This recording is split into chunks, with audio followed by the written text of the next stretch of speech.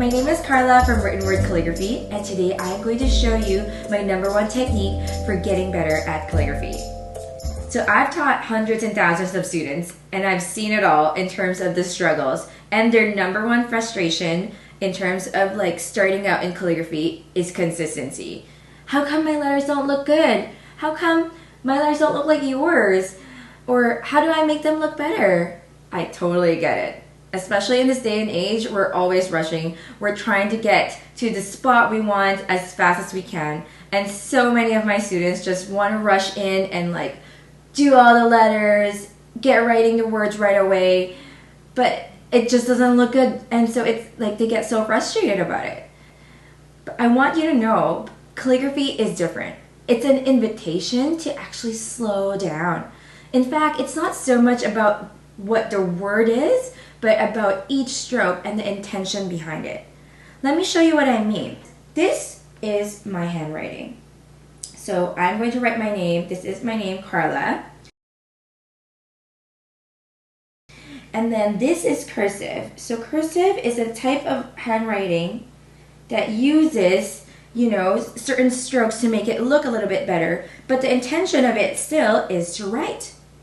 But this is calligraphy.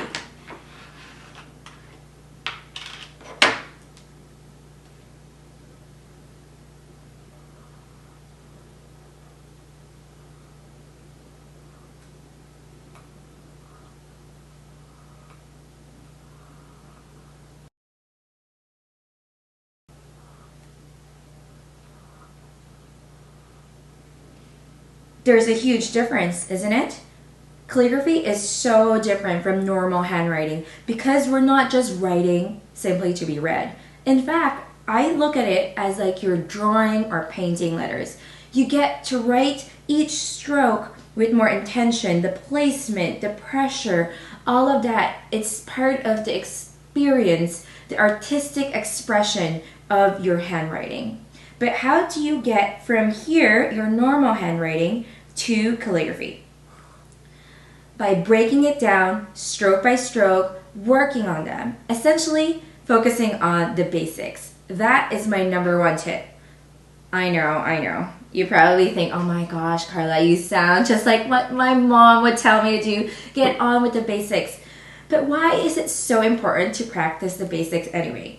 Well, first of all, practicing basic strokes helps warm up your hands for writing. And when you actually combine all of these basic strokes together, you create the letters. So let me show you what these strokes are. So the first one is a downstroke. So downstrokes, you start off from the top and you press down and you go all the way down. So you've got a nice thick stroke. So in calligraphy, a lot of it is about your pressure and not a lot of pressure. So you create these strokes this way.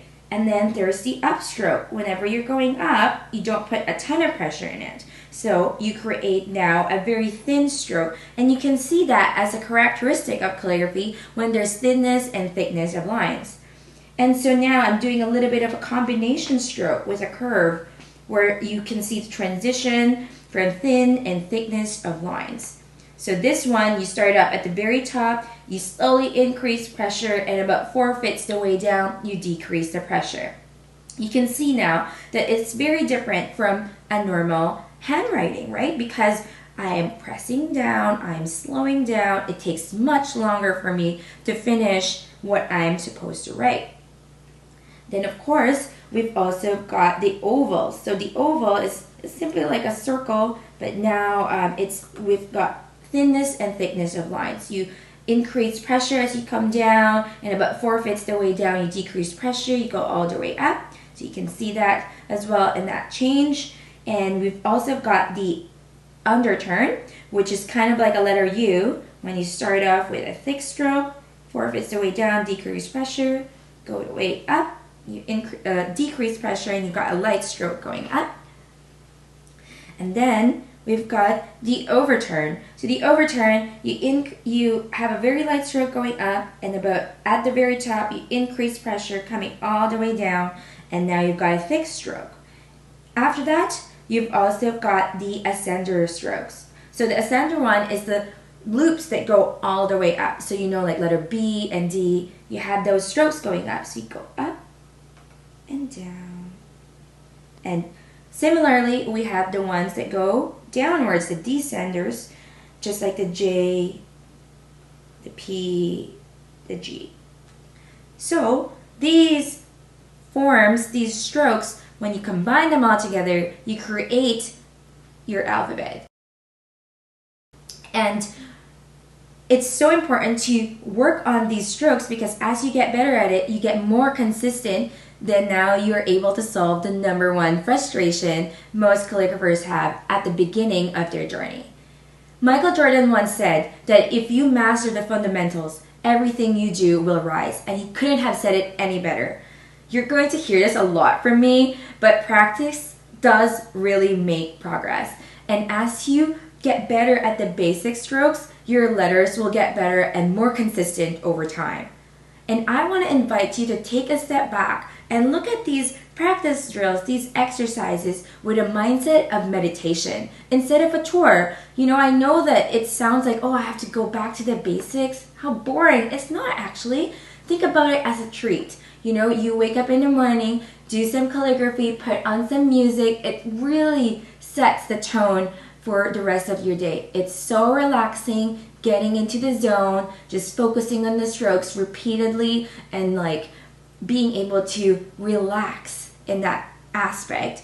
And then if you actually do this at the end of the day, it's a great way to de-stress.